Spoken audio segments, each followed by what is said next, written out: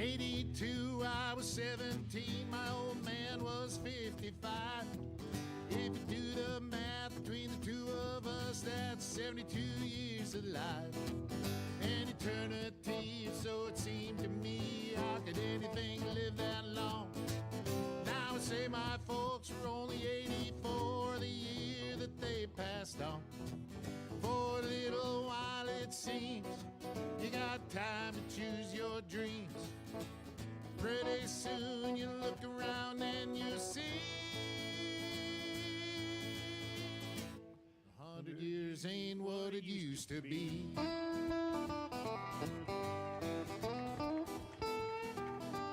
And my grandpa Roy, when he was a boy in 1904, he was taught by men who fought in the actual Civil War. And only 8 decades passed and my high school class put the tassels on the other side.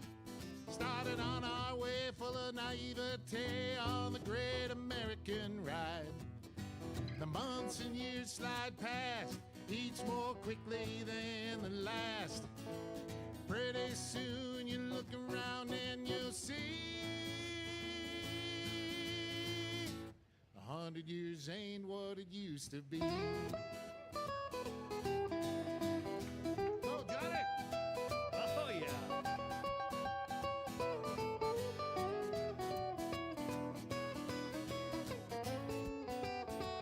Oh, yeah, Johnny, hey!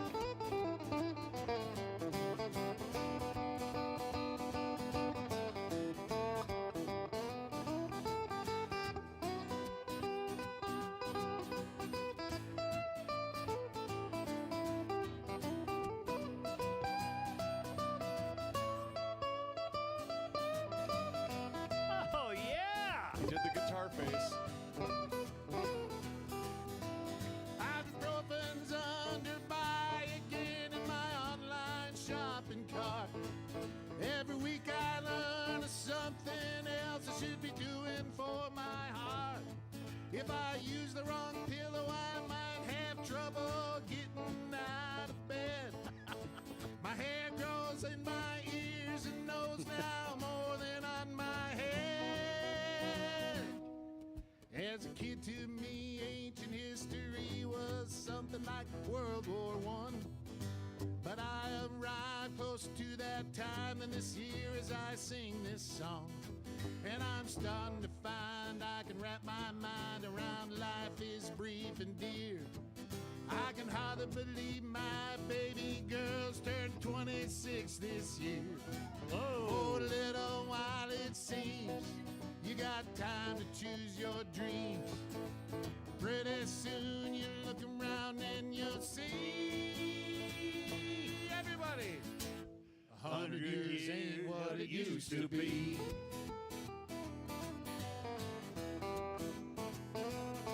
Before you know Yeah, that's right. Just give me a second while I save this file, and then I'll be right with you, sir, because we are rolling. Josh Arnold, investment consultant, brings you Garage Logic Podcast number 1645, October 23rd, 2025, a record high on this day that was established in a year that'll cause Katie Cashman to wonder, 1899, and it was 17 degrees on this day in 1936. Do yourself a favor, why don't you? And call Josh at 952-925-5608 for a free 48-minute consultation. Hail the flashlight king. And now, from the mayor's office above the boathouse on the east shore of Spoon Lake, it's Garage Logic with Chris Reavers manning Technology Corner, Kenny Olson from the Krabby Coffee Shop, John Haidt in the newsroom, and of course, the rookie. Here is your flashlight king, fireworks commissioner, and the keeper of common sense, your mayor, Joe Soucheray. I'm going to get this off right off the bat, and then my detractors can begin composing their emails. The president has the aesthetic eye of a medium-level pimp. That's the problem here. All right, here we go. this tearing down completely. First of all, he said the East Wing wasn't coming down completely. Now it is coming down completely. He went through no channels whatsoever. He went through no historic preservation channels. He just called somebody he must know that owns a bulldozer, and the thing is done. The East Wing is gone. It'll be gone by, what's today, Thursday? It'll be gone by this weekend. And then he's putting up a 900,000 square feet or 90,000 square feet? I think it's 90,000 square feet. Check that, John. Yeah. A ballroom. Fun. And people will say, well, FDR put in a pool. Well, yeah, he had polio, and that was one of the ways he kept himself fit. Plus, you don't see the pool. And then somebody put in a bowling alley. That was Nixon. Nixon had a the bowling basement. alley. Okay, you don't see that. But this Joe? guy with the aesthetic talent of a medium-level pimp, he's already got the White House draped in. I'm surprised Trump doesn't wear grills. I really am. Why not a set of grills, Don? Air Force One with spinners. Yeah. Love that. Bouncing up and down. Yeah. Wait, what was that movie that Curb Snoop Dogg was feelers. in? Wasn't it Friday?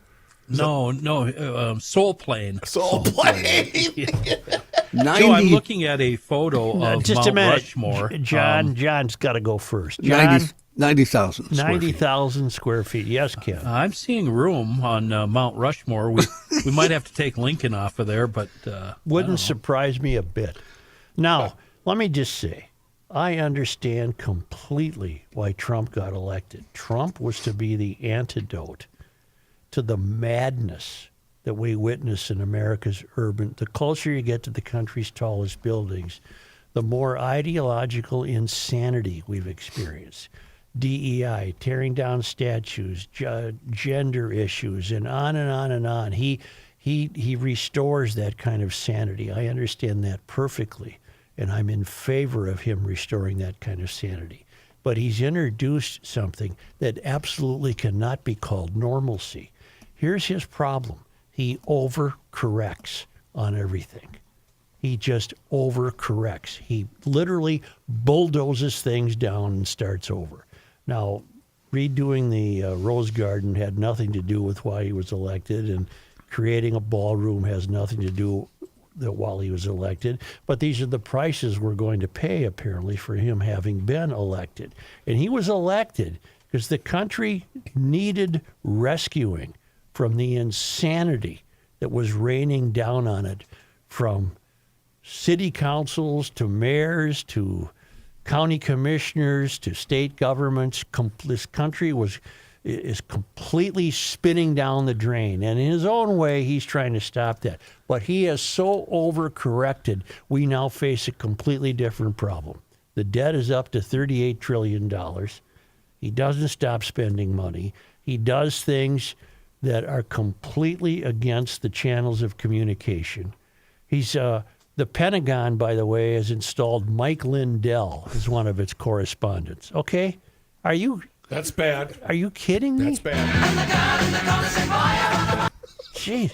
Hey, ballroom so you know what? The country's in kind of a no-win situation. On the one hand, What are we going to do? we might get rid of all the BS we've had to put up with. On the other hand, we're inheriting a completely new challenge of BS.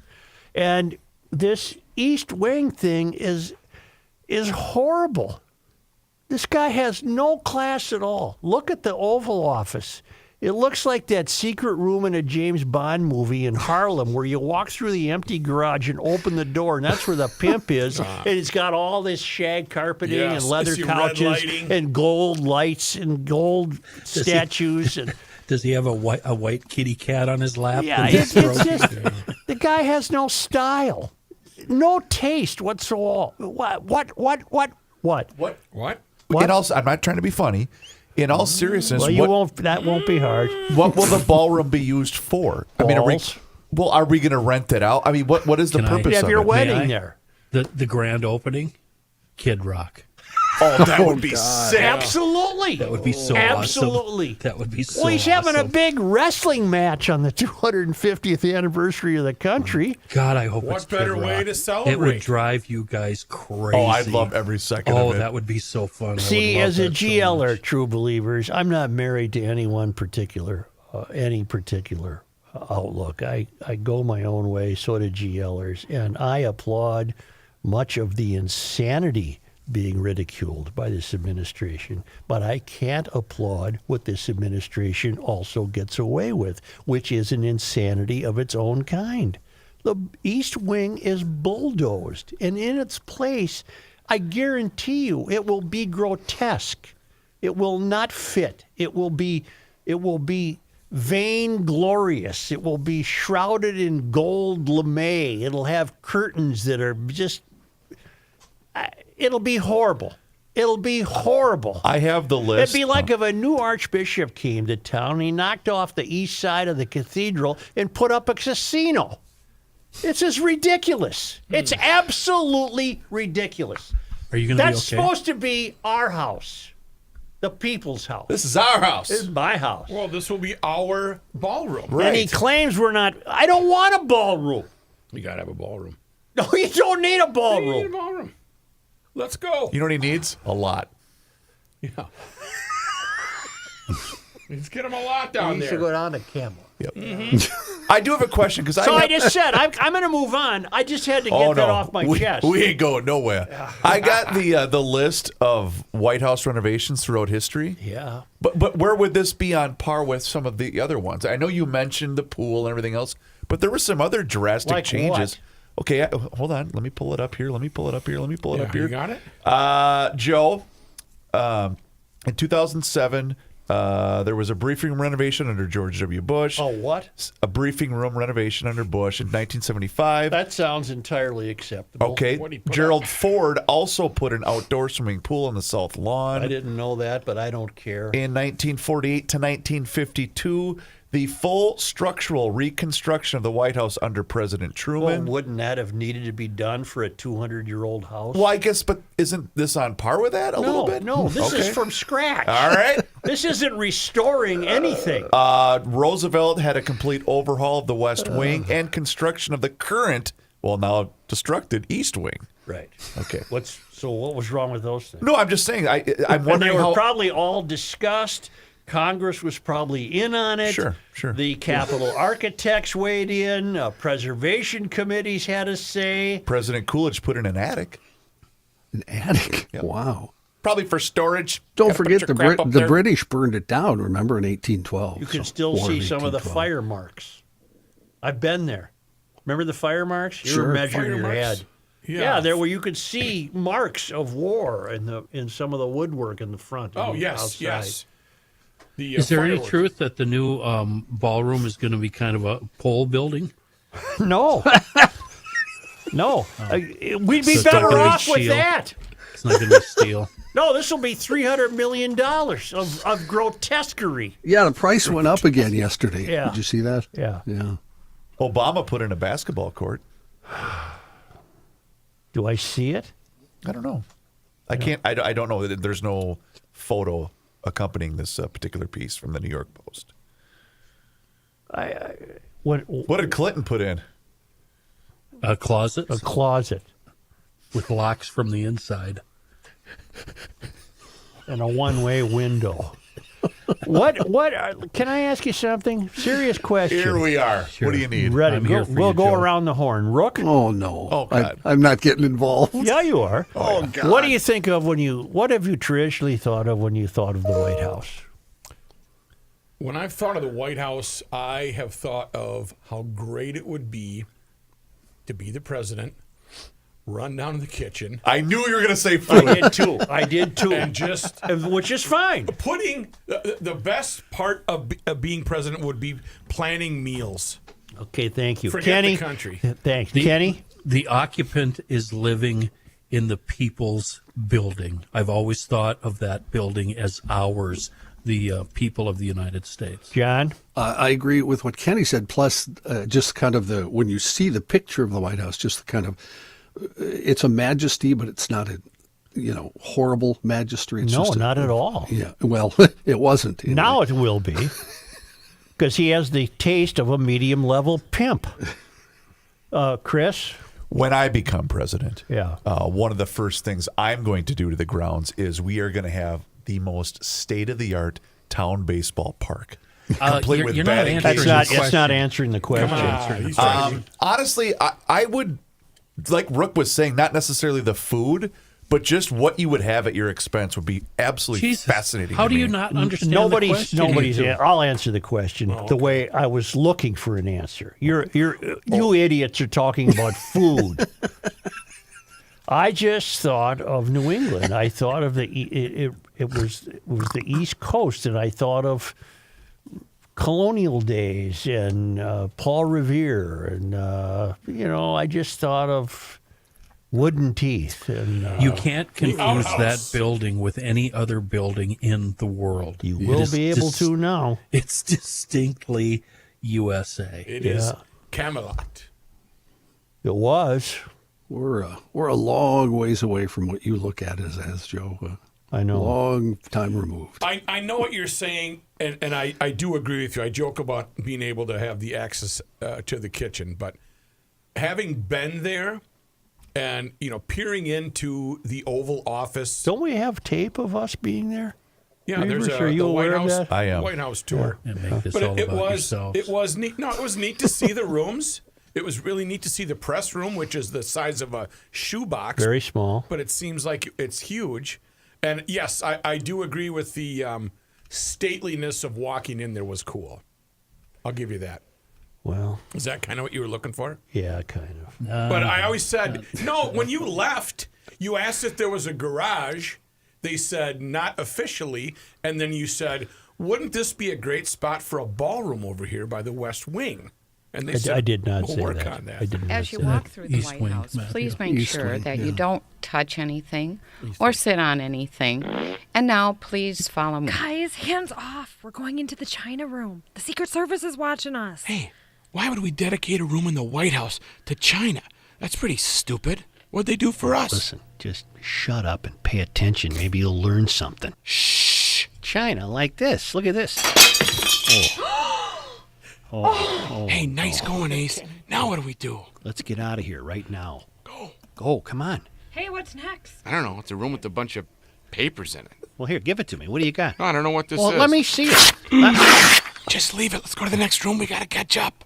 What's in there, Kelly? Oh, look at this beautiful red wallpaper. It's silk. Hey, Rook, don't poke your finger in it. Look at this stuff. This is how they build canoes. It's kind of the canvas over the. Oh, that was not good. That Hurry, was get not out of this good. one quick. Let's go. go. Let's go. Ooh, look at that red phone ringing in the hallway. No, don't pick it up, you dummy. What should I say? Hello, this is the president. Happy birthday, Mr. Put the President. phone down now. Come on, let's go. Hey, is that a bust of Lincoln? No, that's a busted Lincoln. Well, I thought it was funny. Wow. Kenny, your thoughts. I'm watching I'm you on the sick. monitor. Look at Those of Kenny. you on I'm YouTube so that can see embarrassed. Kenny. It took him back to his Brown Institute days. The production quality is off the Can't even charts. look up.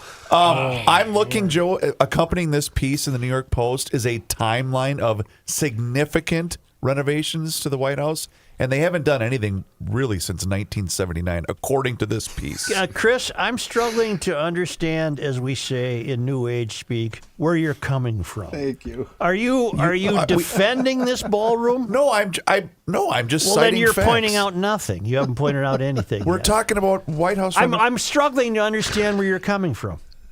My point is, this was all done for no other reason than his whimsy.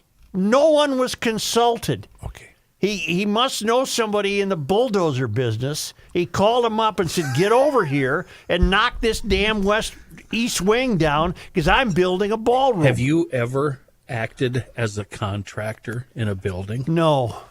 You got to hand it to the guy. I mean, not only is he the leader of the free world, but he has the time to basically be the general contractor for a major historical addition to the White House. No, it's not an addition. It's not. It'll be separate. He has destroyed a bit of history. Okay. He's got plumbers on the phone. He's got the roofer. The who's the installation GC guy. on that? And the very same guy, who decries the destruction of history by the insanity that he ostensibly replaced, he's now destroying history. You know what my answer is to everything that's been happening as of late? We live in historic times. I do believe that under this new construction, there will be billboards associated with the ballroom attached to the roof that are available for rent. Nothing I wouldn't doubt anything. I was just going to say. Changing billboards, so a new message comes up every 15 seconds. Hey, we should Coming have June 4th, Kid Rock. Garage Logic podcast. Listen live. No, once he hears this, we ain't getting invited. 30-year-old picture of everybody on the show. Right. Yeah, Reavers might. Me and Reavers might go. Yeah. I'm going to go see Kid Rock at that wrestling match. What are you talking about, brah? 79, by the way, we installed solar panels that were removed under Reagan. We removed Chris, solar you got to panels? give up, pal. Chris, Sorry. just give up. You haven't demonstrated one salient point. Not one. Even So, I Chris, I'm pretty tight with Kat Perkins. I bet she could get us on the guest list. Oh, for sure. She's one of the backup singers for Bob. Oh, that would be Bob fantastic. who? That's Kid Kid Rock. Rock's real Kid name. Rock. It's his real name. Yeah. We call him Bob. Bob. You want anything else about the renovation? No, I don't want that.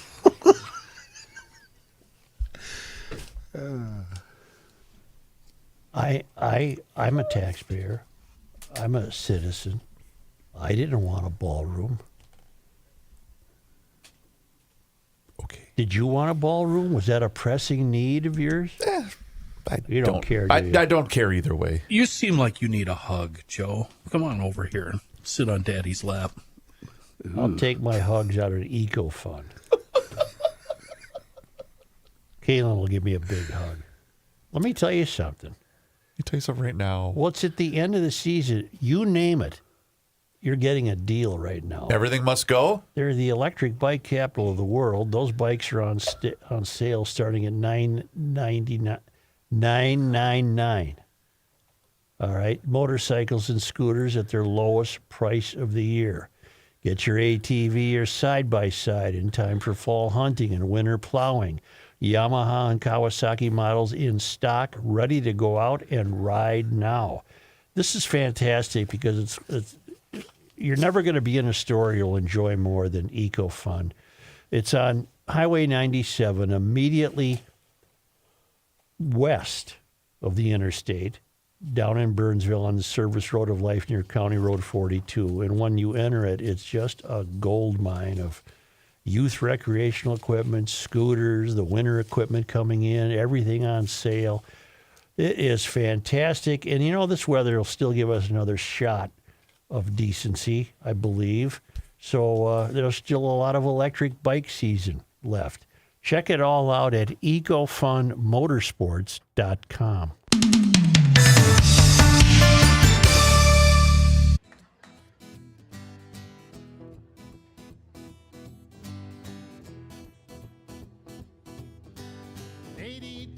I was 17, my old man was 55. If you do the math between the two of us, that's 72 years alive.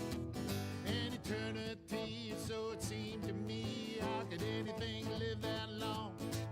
Now I say my folks were only 84 the year that they passed on. For a little while it seems you got time to choose your dreams. Pretty soon you look around and you see 100 years ain't what it used to be.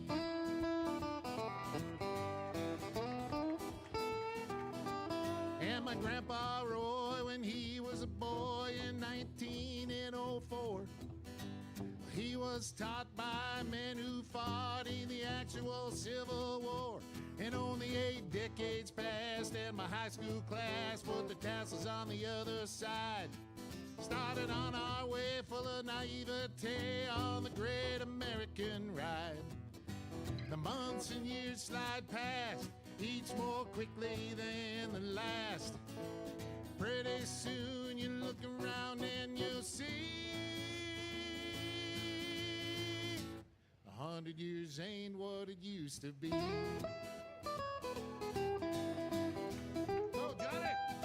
Oh, yeah.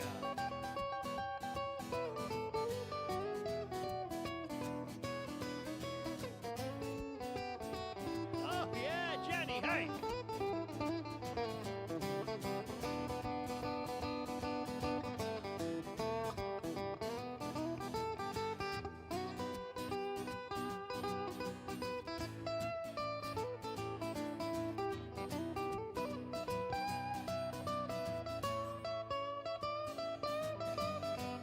Oh, yeah. He did the guitar face. Ibuprofen's under my The Earth is not your mother. The Joe Souchere Show. Everybody here on staff at Garage Logic remembers Julie, except of course Joe, for $1 million. Joe, she sent me, I stress me, a email. Hi, Julie. Yesterday. She addresses this email. Hiya, hot pants. Whoa. You know who this is. Yeah. I'm actually speaking on behalf of my hubby, Mr. Julie, who has been a big seafoam enthusiast for quite some time, and he wanted me to pass along his endorsement. We have a car that has over 200,000 plus miles, and he does regular oil changes himself and basic maintenance, which always includes using seafoam. His motorcycle regularly gets a shot of seafoam when it's time to winterize, and especially in the spring when it's time to get it ready to purr. Every motorized toy in our garage, including the brand new car, runs on seafoam. Tom said he's so sold on this product, he wanted to do an endorsement for you. So I'm letting you know you have another seafoam loyalist. He plans on ordering a seafoam sweatshirt from their website. I was told to pass along his comments and let you know Seafoam has another solid customer. Thank you, Kenny. Love you and the boys. Gratefully yours, Julie. Thank you, Julie. We miss you a lot. You were fun to work with. The website that Mr. Julie is going to obtain that sweatshirt from is seafoamworks.com, where we can also find information on all the Seafoam products and helpful tips on their usage. A wonderful product for wonderful people. Seafoam. Joe, I have to share a quick email with you from loyal listener Mark in the town council. Mm-hmm. Joe talking about the White House sounds exactly like when he was talking about the Metrodome. No, that's Maybe you should write a book.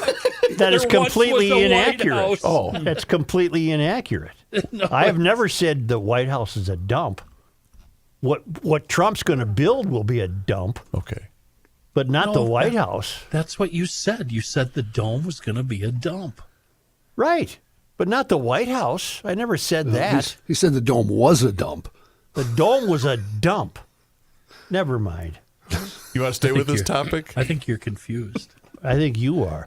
Why don't you tell me? I know you are. What's received, I would almost call an inordinate amount of attention, has been some incendiary devices tossed through the window of Fletcher's Ice Cream Parlor. That's on the 300 block of East Hennepin Avenue. It's a very LGBTQ BYMC 6-3 favorable establishment. And it flies the LGBT flag. And the proprietor, who's the proprietor? Jason Fletcher. Jason Fletcher believes that he didn't come right out and say it, but what I've watched on the news is he believes that might have had a role in the attack of this building. Well, now there's been an arrest made. This happened Sunday night, by the way, and it's a guy currently living in Fridley. He's been charged with 2 counts of first-degree arson in connection to this Minneapolis ice cream shop being firebombed twice in about 15 hours. His name is Furamosa Ahmed Umar. He's 30. He was captured in a vehicle described by witnesses near the U of M shortly after the second firebombing on Monday. The charging document does not list a motive for the attacks, but the shop's owner, Jason Fletcher, alleged in media reports that the business may have been targeted due to its large LGBTQ plus flag mounted outside the front door. Minneapolis City Council member Jason Chavez, who shouldn't be a city council member, also posted on X the alleged attack was due to marginalized communities being targeted. Okay. Umar is scheduled to make his first appearance on Thursday afternoon and remains in custody on $100,000 bail. Boy, they're treating this guy rougher than they do a lot of kids who steal cars and everything else, huh? Yeah. Here's a problem, folks. You're Muslims, and I'm comfortable in assuming that, well, it's only an assumption, that this guy's a Muslim. Yep.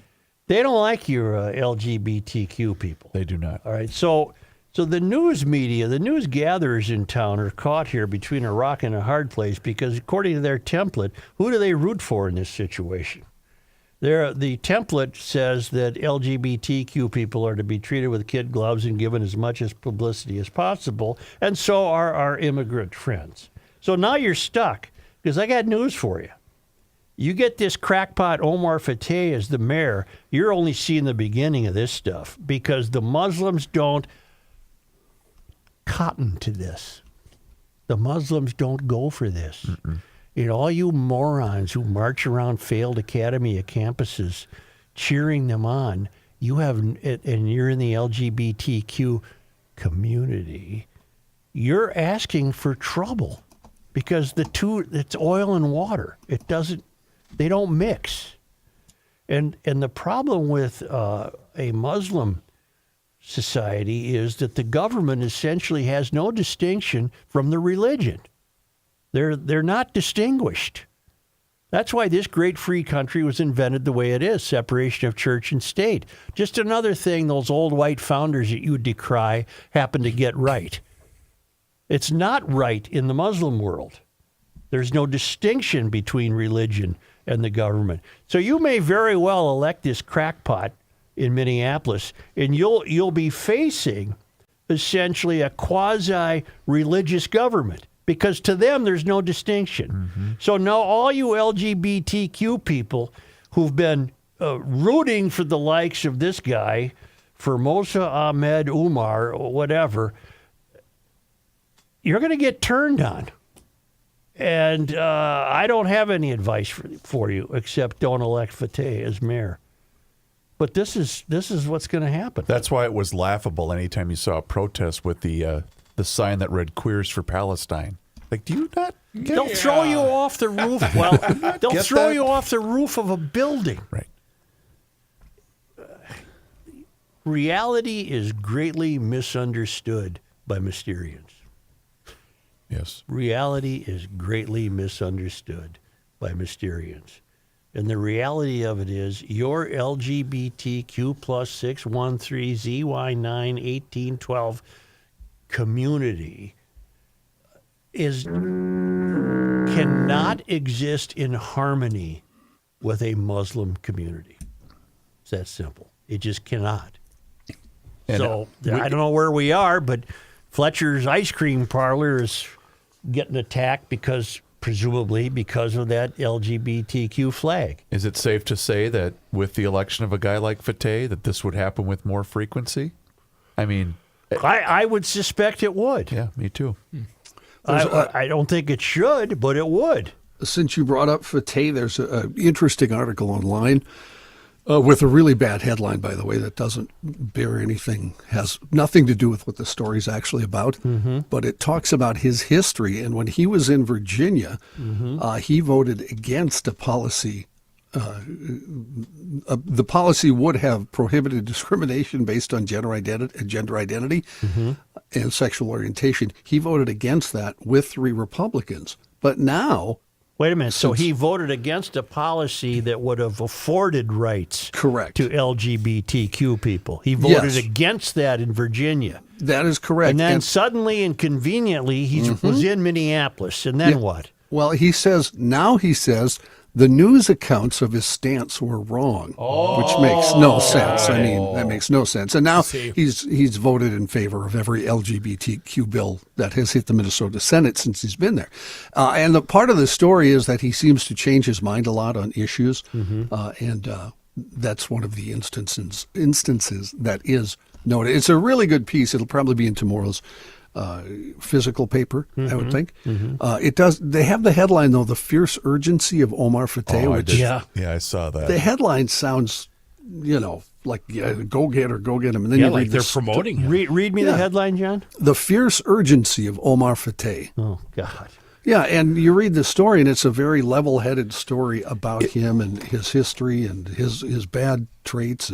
If it makes you feel better, though, Johnny, because I saw that this morning as well, they got savaged for that headline on social media. Well, yeah, it's dumb when you read the story. It makes no sense compared to the story. So, Joe, while John was looking that up, I got curious and looked to see how many Muslim members are on the Minneapolis City Council. Aisha Chugtai, Jeremiah Ellison, he's not running again, right? Jamal Osman, and possibly Urin Chowdhury. 4 of them on the city council. The problem with Fateh, well, there's many problems. But the one main problem is he perfectly fits the model of the activists who tend to get elected. He brings nothing of measure to a candidacy for mayor. He has done nothing. He has not invented anything. He's not worked. He's not paid a payroll. He's done nothing except act out his activism. So and he you're lost saying a this- school board seat in Virginia.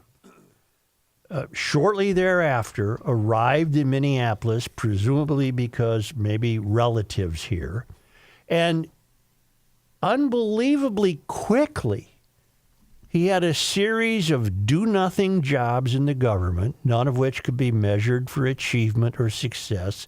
And the next thing you know, he's in the legislature. The problem is here, Joe, is you're addressing the congregation and the choir. Yeah.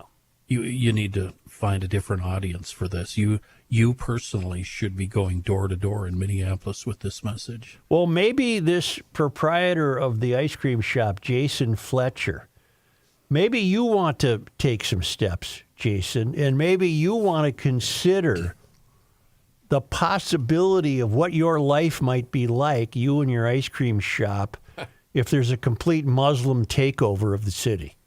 I'm being serious. You might want to really consider that, because I don't think it would bode well for you.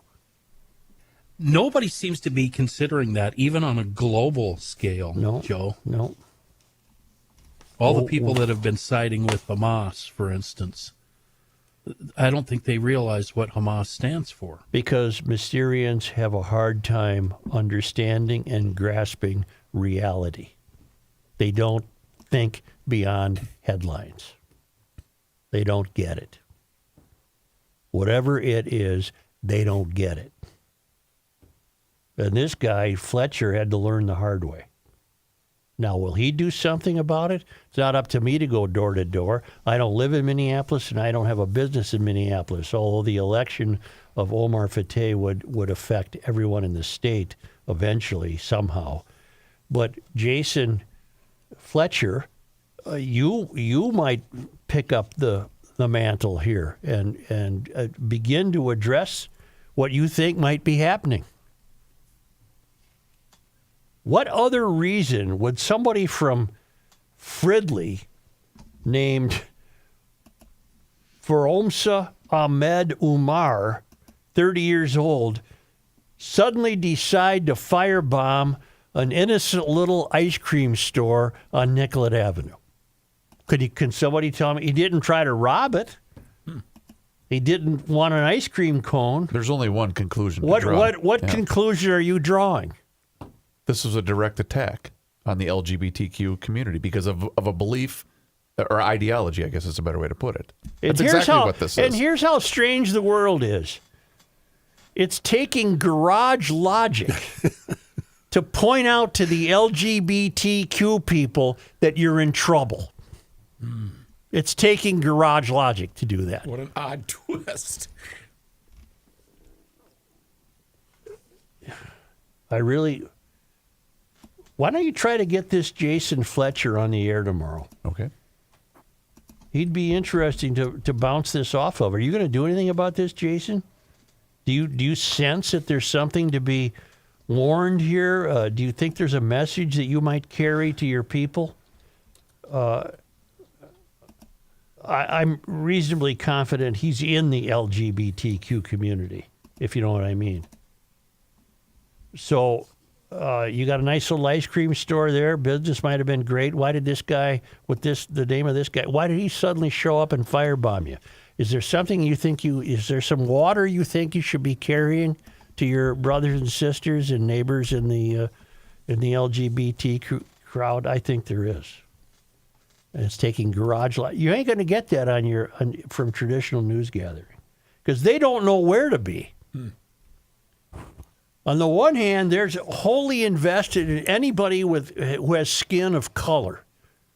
On the other hand, they're wholly invested in the LGBTQ people. They don't know what to do here. They're not going to warn the Star Tribune's not going to warn the LGBTQ people to really think hard about this upcoming election. That's not in their purview. They won't do that. But that's... Wow.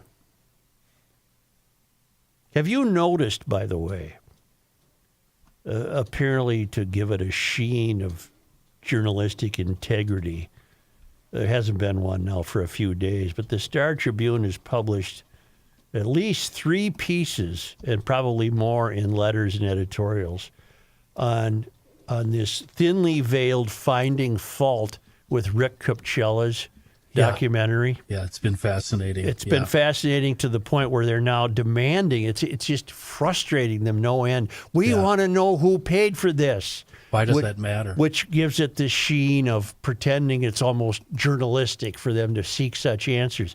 Well, right. Who gives a bleep who paid for it? You haven't knocked down one fact of it. Yeah. Not one fact of it can be questioned, and yet you're hung up. You think you might gain some ground by wondering who paid for it. I paid for it, okay? Yeah. So what? I didn't, by the way. But my point is, what difference does it make who paid for it? Go after the gun, not the shooter. Go after the gun instead of the mental illness that led the shooter. I mean, that's how they do it. All we have is gun violence. No, we have human violence. Yeah. Yep. You Star Tribune people aren't fooling anybody with this ridiculous. No, they are. They're not fooling us. Yeah. Oh, thank you. Yeah. With this ridiculous inquisition. Well, who's paying for this? In other words, who has dared point out the failures of that which we're so invested in? Well, it's like you brought up a few weeks ago, and you keep talking about they always depict conservatives in a negative light. Mm-hmm. Conservative media outlet, ... Well, the left-wing zealots have not been able to point out one factual flaw in Kupchela's film. Right. Not one. Right. So you have nowhere to go except now you're wondering who paid for it. What difference does it make? If you found it to be full of factual flaws, then you have a right to wonder who paid for it. I want them to go through that piece bullet point by bullet point and, fight back if you have a problem with it. But they can't do that. They can't. There's no factual inaccuracies. Correct. The DSA is ruining the city. Yeah. Period. Yeah. They're not business friendly. They're not law enforcement friendly. They're not capitalism friendly. They're nothing. They're anarchists. They have no business running an American city. That felt good. It did. It did. But it was long overdue. Well, yes, sir. No, we've said it many times, haven't we?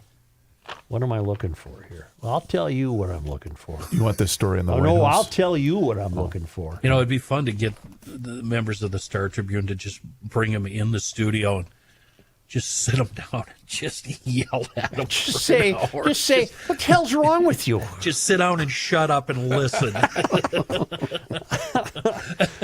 Extra is ordinary in Sioux Falls. Look at the numbers. Well, here's the number I like the best. Voted #1 best small city for business and careers by Forbes magazine. Sioux Falls is growing. 300,000 people. Low cost of living. Ready and willing workforce. No personal or corporate state income taxes, no inheritance tax. Entrepreneurs are welcome. If you're looking to move your business, expand your business, or start from scratch, maybe you want to consider Sioux Falls, South Dakota. They got an airport and everything. Yeah. Yeah, they Good got one. They got a good one. They got restaurants. They got. I've been to their airport. They got an orchestra. They got everything. I flew out and of there. everything you want to know to help you decide about Sioux Falls is your location can be found at Sioux Falls Development. That's one word, SiouxFallsDevelopment.com.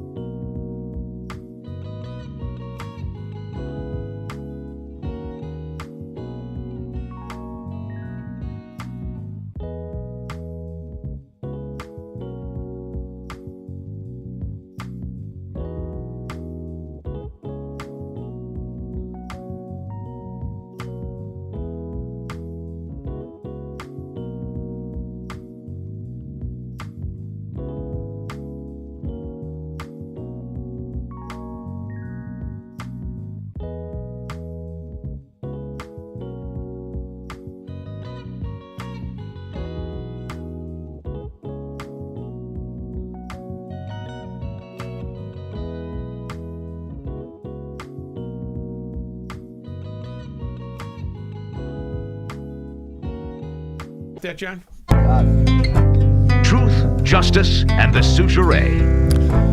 Hofferman Water and Connecticut. Let me hit that button right there. They are the best, and they are going to do an amazing job in upgrading the quality of your water. They have done that with me. In fact, yes, it's true. I started as a customer of Hofferman Water and Connecticut, and it's been a great relationship over these last couple of years. And you know what? In both my previous home and my current home, we have upgraded our water because we want nothing but the best. They will do that for you as well. But fall is a great time to get on that schedule. So have them come out for that free water analysis, and you book your appointment one of two ways. Call them directly at 612 895-2440 or go online to HoffermanWater.com. Either way, you can book your appointment. And as long as you're on that website, you can see every single water treatment system that they have to offer, whether it's a brand new water softener, maybe an iron, rust, and odor filtration system, or a brand new drinking water system, or heck, get them all while you're at it. Anyway, but you got to get on that schedule. They're going to give you this thing that's called a water score. And then based upon that water score, they can give you some suggestions on how they can upgrade the quality of your water. They have done that for me. They will do that for you. 612-895-2440 or visit HoffermanWater.com. Hofferman Water has been proudly serving the state of Minnesota for over 50 years. Do me a favor and mention that you heard about them on the Garage Logic podcast. Here's John Haidt. Thank you, Joe. This news brought to you by North American Banking Company. Minnesota Republican Representative Elliot Engen announced this morning he's going to run for state auditor, saying he'd expand the office and increase accountability. As would be expected, Engen focused on the numerous ongoing fraud investigations involving Minnesota state agencies, something candidates are likely to do in the lead up to the 2026 election. He's a second-term lawmaker, first elected in 2022. He represents Centerville, Circle Pines, and Lino Lakes in Anoka County, as well as North Oaks and parts of White Bear Township in Ramsey County. Engen joins a quickly growing field looking to replace Julie Blaha, who announced last month that she will not seek re-election next year. Since then, 5 others have officially jumped into the race. DFL Rep Dan Wolgamott, former Fergus Falls Mayor Ben Shearer, Braham Mayor Nate George, Tonka Bay Mayor Adam Jennings, and financial manager Zach Filipovich. Isn't it amazing? You got the guy on that list that we had on at the fair? Read me that list again. Dan Wolgamott, Ben Shearer, Nate George. Nate. We had Nate on at the fair. Mayor Brand. Yeah. Go Nate. Isn't it amazing that this guy's campaign slogan, which is I agree with completely, is basically, I promise to do the job. Yeah. St. Paul City Council is thinking about a gun violence prevention ordinance, making it one of more than a dozen cities aiming to regulate weapons, although any such ordinance would face legal challenges. Mayor Melvin Carter introduced the Gun Violence Prevention Ordinance yesterday. As introduced, it would include bans on assault weapons within city limits. The mayor's office said it's only intended to ban public possession of those weapons, not ownership in general. The ordinance would also ban ghost guns, large-capacity magazines, and binary triggers within city limits. The city said ghost guns don't include firearms manufactured before 1968, antique firearms, or firearms rendered permanently inoperable. However, this whole proposal faces challenges because state laws restrict cities from enforcing gun regulations without approval from state lawmakers, and that would appear unlikely. November 5th will be the second reading of the ordinance and public hearing. The third reading of the ordinance and vote from council members is set for November 12th. 3 things on that list. I actually wrote this down yesterday. Require all firearms to have a serial number and prohibit untraceable ghost guns. That's already a thing. Maybe somebody call the mayor and knock on his door, say, hey, that already exists.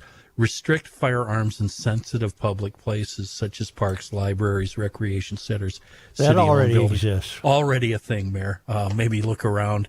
Ensure clear signage at public facilities to inform residents to encourage compliance. Also to inform criminals that it's okay to commit gun felonies here. Establish penalties for violations and authorize enforcement by local public safety officials, to which I wrote, do what now, Melvin? Isn't that already a thing? Plus the cops who you are hold in contempt, not you necessarily, Melvin, you don't hold them in contempt, but you're not a cheerleader. The very force that has been questioned, you expect them then to enforce this. Yeah. Mm-hmm. Yeah, you got to get out more, Melvin. Seriously, talk to some people. Is he doing that, Kenny, or is he doing that because he knows this will look good in a press headline? Well, it looks good in a press headline. Of course he is, yeah. Speaking of St. Paul, remember this summer's cyber attack on the city? Boy, do I ever, and I bet the bill for it will be really something. Have we fixed her yet? Nope. That's what this story's about, Chris. City's director. Almost. One day closer. City's Director of Technology and Communications says our critical systems are all up and running. If you're doing business with the city, you likely won't even know that we had a security incident. However, he said it'll probably take a few more months to get a higher percentage of our systems up and running. The city running at about 75%. I don't think anybody notices. I got a snowmobile running at about 75%. Yeah. In a few weeks, the city said an outside forensic firm's review should have a report back to the city, the extent of data taken to see if any possible resident or worker data was involved. Previously, St. Paul has reported that the attacker exposed about 43 gigabytes of data from a Parks and Rec network drive. What will that cost us, Melvin? A couple mil for that outside forensic expert? Metropolitan Council voted yesterday to enter into a contract with the Department of Transportation to provide express bus service from Big Lake and Elk River to downtown Minneapolis. The new Route 882 will begin service on January 5th in place of the North Star commuter rail line, which the council voted to shut down due to low ridership and high operating costs. North Star's last run will happen over the last weekend in January as the train will serve fans who are headed to the Vikings' final home game of the season. Bus trips from Big Lake to downtown Minneapolis would take 77 minutes and 51 minutes from Elk River, according to a presentation delivered to the Met Council earlier this month. The Met Council had previously approved replacing trains with 2 express routes serving North Star Park and Rides in Ramsey, Anoka, Coon Rapids, and Fridley, and that left just Elk River and Big Lake with no substitute for North Star, even though nearly half of the rail line's riders boarded in those 2 communities in Sherburne County, according to Metro Transit. John, you mentioned the last Vikings game there. Yeah. I'm sensing no fever for tonight's game. Because they're probably going to get steamrolled. Right. I'm sensing no excitement whatsoever. Disagree. Yeah. I'm sorry. There was Viking fever at the airport. People flying to L.A.? There was an extra flight to L.A., but Viking garb was all across the Well, board. they should be ashamed of themselves. Yeah. Authorities are searching for a man who robbed Aldi on Rice Street in Little Canada Sunday night. And got $9. Right. That's what I thought too. The Ramsey County Sheriff's Office says he held the cashier at gunpoint in front of 2 children, ran off with an Aldi bag full of cash, and rode away on an electric scooter. It was an Aldi bag, but he had to bring his own. Right, he had to bring his own. One of the children was in the suspect's line of fire, according to police. Luckily, nobody hurt. The man, between 30 and 40 years old, was wearing a green jacket, blue jeans, tan shoes, and a distinctive green hat.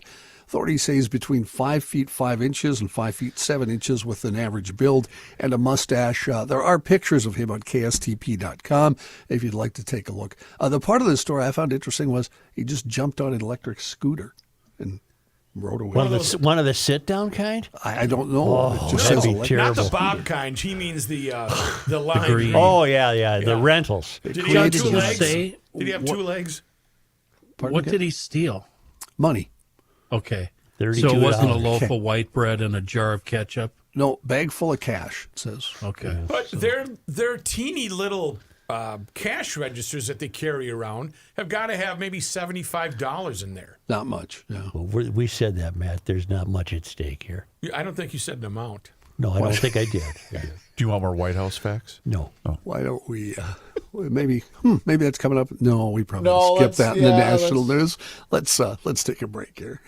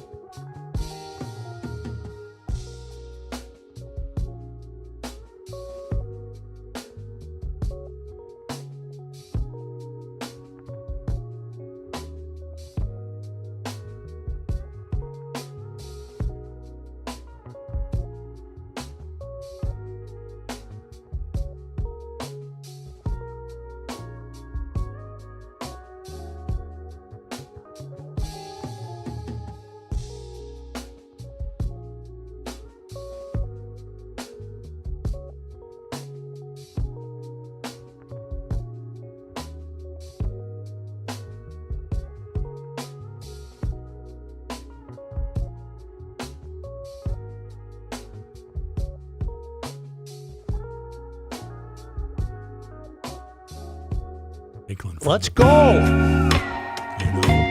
Midnight Express. This guy wears many hats, just not indoors. Joe Souchere. In national and international news, the Treasury Department announcing new sanctions targeting Russia's oil sector. They did that yesterday, one day after the president confirmed a planned meeting with Russian President Vladimir Putin to talk about Russia's war with Ukraine was off. The two companies being sanctioned in Russia are Rosneft and Lukoil, along with some of their subsidiaries, according to the statement. Despite the war and the battered Russian economy, Rosneft and Lukoil are worth more than $50 billion each and are two of the biggest companies listed on the Moscow Stock Exchange.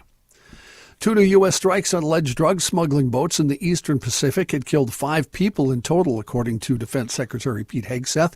Both vessels were, in his words, known by our intelligence to be involved in illicit narcotic smuggling and were carrying narcotics. Hegseth said the strikes in 2 separate posts on X yesterday were both in international waters. 3 people were killed in the attack announced late Wednesday, while 2 died in the previous strike, which apparently took place on Tuesday. Hegseth referring to those killed as narco-terrorists. Federal government shutdown enters its 23rd day today after becoming the second longest funding lapse in modern history. This eclipses the 95-96 shutdown during the Clinton administration. The holdup continues to be over health care. The House last month passed a 7-week bill extending government funding at its current levels. Democrats are seeking an extension of COVID-era subsidies for health care plans otherwise set to expire December 31st. More than 24 million people in the U.S. are insured through the programs, with about 4 million expected to lose coverage if costs increase next year. The Senate failed to pass the House bill yesterday for the 12th time. Tomorrow, federal workers will miss their first full paychecks. Hundreds of thousands of employees received partial paychecks on October 10th. Meanwhile, speaking of health care plans, a new survey from the Kaiser Family Foundation finds the average cost of a family health insurance plan offered through employers increased 6% to $26,993. By comparison, KFF says the wages grew 4%, inflation up 2.7%. One of the biggest impacts of the shutdown is about to hit tens of millions of the poorest Americans hard, the halting of SNAP. Several states are now warning they will be forced to suspend Supplemental Nutritional Assistance Program benefits come November 1st if the shutdown stays on that long. SNAP, referred to often as food stamps, serves about 42 million low-income Americans. The program, run by the USDA Food and Nutrition Service, issues as electronic benefits. Numerous states, including Minnesota, have issued warnings this week saying benefits are at risk or may be delayed if the shutdown continues. I don't think the shutdown will ever, I don't think the government will ever resume. Period? Period. I think we're in for a new way of governing. I don't think there'll be a government. Really? You'll just be hanging out in the ballroom. Maybe that's how we'll open up. We'll have a grand opening of the ballroom as we reopen the government. Could. You know, a little black tie event. Yeah. I have a question about coming soon about the EBT stuff. And I don't deny that there's obviously a number of people that need that program. I'm not denying that whatsoever. But I got a tough time having sympathy for influencers on TikTok going on there and whining about their aid getting cut. Yeah, I don't know anything about that. I don't know anything about that. A story you hinted at earlier, Joe, several conservative news outlets said Wednesday they had agreed to a new press policy rejected by legacy media organizations and will take their place in the Pentagon. To cover Defense Secretary Pete Hegseth and the U.S. military, the new Pentagon press corps will include the Gateway Pundit, the National Pulse, Human Events, podcaster Tim Pool, the Just the News website, Frontlines by Turning Point USA, and Lindell TV, run by MyPillow CEO Mike Lindell. Well, I'm relieved because if there's anyone with their pulse on world events, it's got to be Mike Lindell. Pentagon's announcement yesterday came less than a week after dozens of reporters from outlets. Have you ever met that guy? Yeah. Yeah.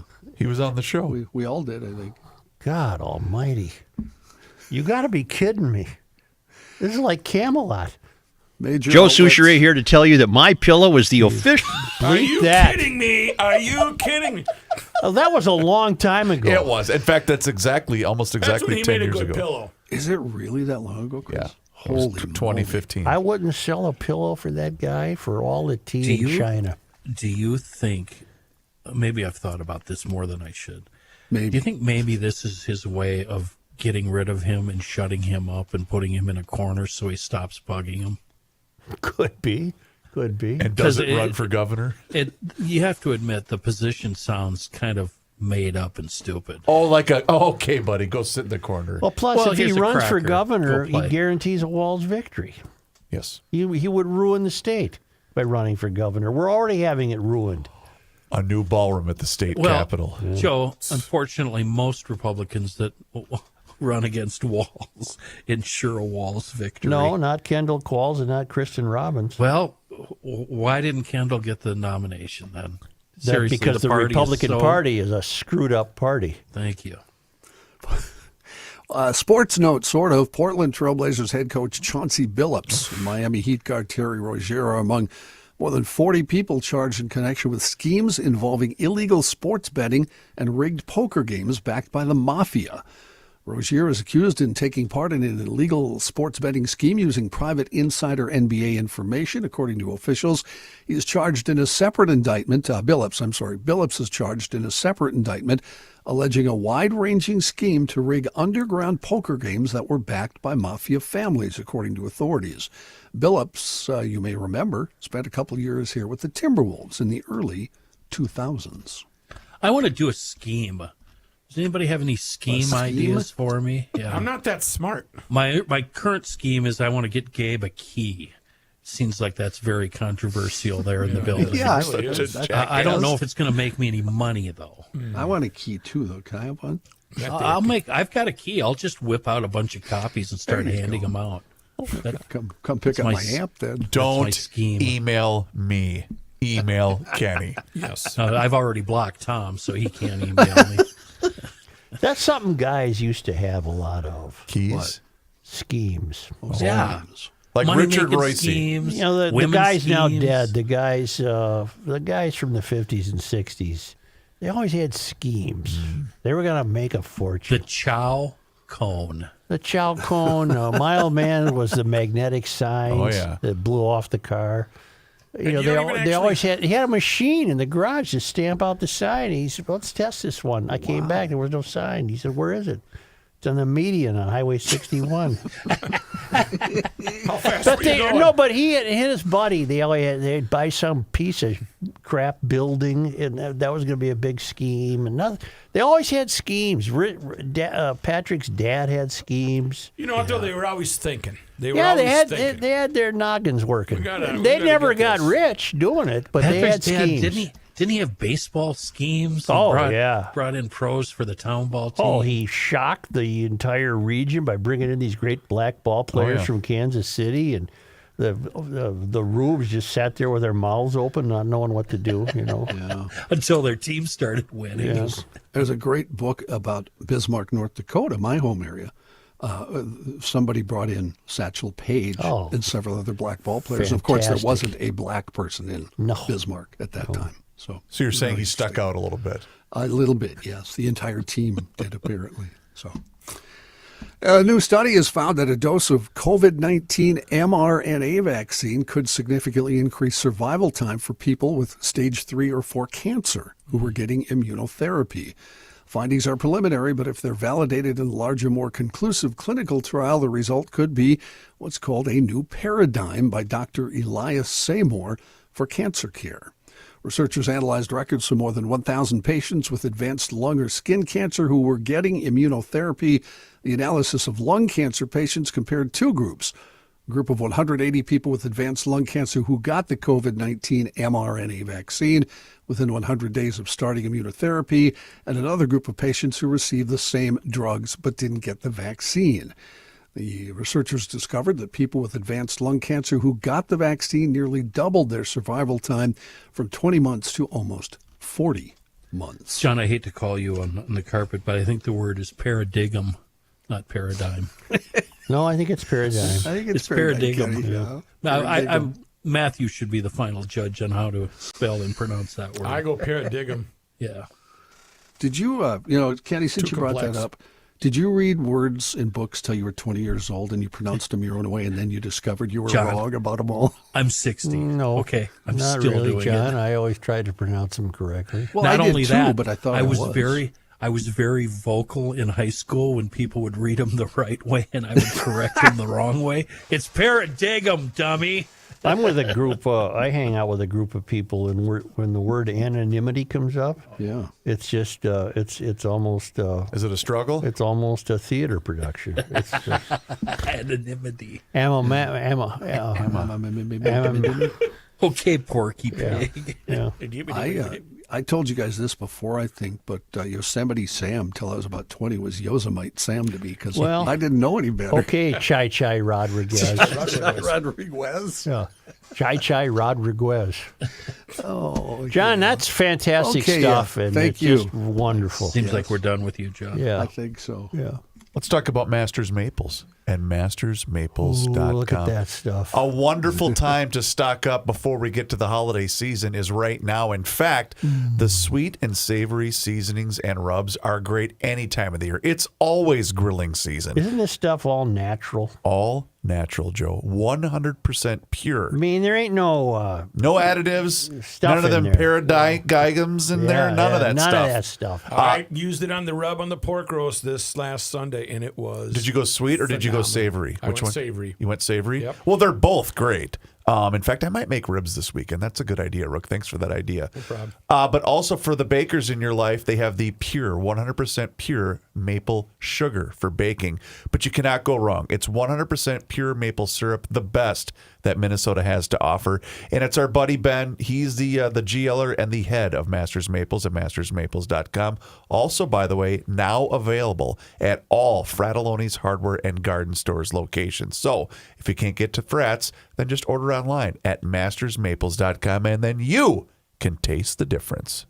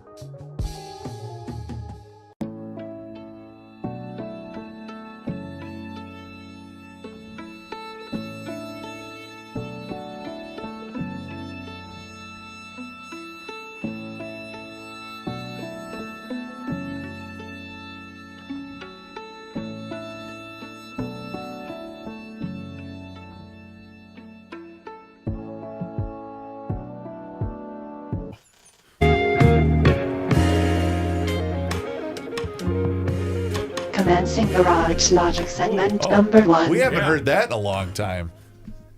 We have a big announcement. That's it.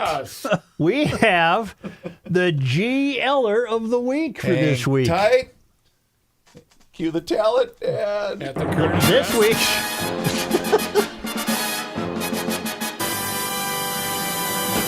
this week's GLer of the week is Ron Louderback of Shoreview, Minnesota. way to go, Hello, Ron. Ron. Please have his gift bag sent here. Ron Louderback. Oh, that's the mailing. Address. I Yes. have entered into promo suite for prize You don't need to read that, Ron Okay. Burgundy. Okay. Yep. Well, then all I got for you is Ron Louderback. You're getting all that free SIRAP. And you know what? We Here just you go. mentioned mastersmaples.com, but Yeah. you can become the GLer of the week. All you have to do is upgrade to an annual town council membership, and then you will be eligible, and you'll be treated to things like the opportunity to win Masters Maples and also our rant about a particular spec ad we did yesterday. All right. That paid for everybody's... I have a request for a ruling Good day and hail the Flashlight King. Hail you! That wasn't your best. My wife and I enjoyed traveling, and we recently returned from a bucket list trip to Cairo, Egypt. On the way home, we had a layover in Munich, so we decided to stay for a couple of days to enjoy Oktoberfest. During the adventure, we purchased several postcards to send back home, and that's where we need a ruling. I maintain that a postcard does not count if you don't put a local stamp on it and mail it from the place that you're visiting. I believe that part of a postcard's charm is the foreign postage received mark that bears the name of the location from whence it departed. On the other hand, is my wife's opinion that a postcard is just as good and just as well received if we buy it, bring it home, put an American stamp on it, and then send it. She says that our friends and families know where we are and they'll be just as happy to get the cards after we get home. We did encounter some logistical difficulties, language barriers, and poor directions to post offices and letter boxes during our trip, but to me, that's part of the fun. We are willing and eager to accept your ruling on this, as it will affect future trips and travels. Have a wonderful day and try to avoid the dummies. Ken in Colorado. I know my answer. P.S. Was the Flashlight King negatively affected by any of the No Kings protest rallies? No, I was not. I was not. That's a good question. Yeah. I have a ruling. I'm going completely with the hubby on this one. What the hell is the point of a German postcard when you're mailing it from White Bear Lake? Amen. Or wherever, Colorado, wherever. That's the gut instinct. You know, you put the foreign stamp on there and you post it, and it'll get there 2 weeks after you get home. I think that's fantastic. I see the problem, though, is what type of postage, German postage, do I need to get it back to the States? But they'll tell you what the post office. In German? Yes. That's the Dummkopf. 9! I loved getting postcards. I loved sending postcards. I do, too. I would always send my grandma and grandpa a postcard, and I'd just say, hi. And that's all I'd say. When my Uncle Beanie would go to visit Florida, Let's have your postcard stories. he would always send me a postcard, and it was very thrilling to see those. Yeah. Paul Petruzewski in Dallas. What do you know about Uncle In Beanie? Dallas writes, we moved to Dallas 22 years ago this week. Over the years, we have accumulated a bit of stuff that ended up in the garage. More stuff than I care to mention. Well, the weather has started to represent the 21st winter here, with lows in the 70s and highs in the mid-90s. Oh. We decided it was time to start getting rid of the extra junk we have around, starting with the pile in the garage. While I was organizing my garage wood, which was kept, a cardboard tube on the shelf in the back corner of the garage caught my eye. You know, one of those tubes where you might store an unframed piece of art. That tube was probably placed on that shelf 22 years ago with the idea that it would be framed and displayed in the garage where it belongs. I know what it is. Well, life gets away from us sometimes, only to revisit with a cool discovery and a great story to share with you and the crew many years later. This is one of those times that I can finally frame and display my treasure in a place of honor. Based on the date of your autograph, I must have stopped by the talk shop at the State Fair and got your scribble between segments. If memory serves, Box the Clown was there that day as well. Oh, sorry. Paul Petruzewski, President, Royal Order of the 21st Dallas chapter. And he sent me a picture of the Garage Logic map, and we dated it 1996, I think. Those are the good years. Those are the good years. Oh. Yeah. Yes, Paul's been a fan for a long time. I recognize his name. Yeah, I do too. Paul writes frequently. Yeah. He's not the guy with the precocious kid, is he? Because they also moved to Texas. You know, the 10-year-old that knows more about GL than we do? I don't know if that's the we same. haven't heard from him in a while. Maybe that's Paul. I don't know. It's not ringing a bell. I wonder if that kid stopped listening when you went on that first Trump rant. Wow. Probably. The aesthetic eye of a mid-level pimp. I'm proud of that line. Yeah, it took you a while to think that one up, didn't it? Only because they come to us all the way from Spain. You think they sent a postcard? The traveling lineman. If the linemen send postcards, I guarantee you they do it right. They put the stamp on it where they are and mail it from where they are. Spain, where the sun also rises. That's right. On this day... Today is October 23rd. Well, on this day in 1905, that would be 120 years ago, actress Ethel Barrymore appeared in the play Sunday, which ran through October 25 in St. Paul. Huh. Boy, that's a week. This day That's in history. what a highlight. Yeah. On this day, it's October 23rd. In 1920, Sinclair Lewis's novel Main Street was published. In 1930, the Sauk Centre native was awarded the Nobel Prize in Literature. I think that's a worthy one. That's noteworthy, yeah. Okay. On this day... Joe, today is October 23rd. In 1934, Minnesota residents Jeanette and Jean Picard ascended in a hydrogen balloon to a record 57,579 feet. Jeanette made a total of 6 trips into the stratosphere and later served as a consultant for NASA. I think that's a worthy one. Apricots up there, Joe? Do they ironically have 6 children? Just see what it's like in space. On this day in sports disappointment history. Who would we lose to on October 23rd? Well, on this day in 1921, the Marines lost to the Packers 7-6 on a missed kick. Oh. That must have been the Minneapolis Marines? Yes, sir. And the Packers would have been what? Green Bay. In 1921? I don't know. Yeah. On this day, October 23rd, 1982. I have no idea what this means.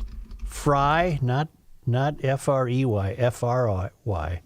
Fry dressed as a farmer to throw shade at Gophers. I have no idea what that would that be Hayden Fry, the Iowa coach? Maybe that's it. No. Maybe that's it. Okay. On this day, Joe, today is October 23rd. 1997. No Room for Crybabies was released for Denny purchase Green book. in the Oh, Twin my Cities. God.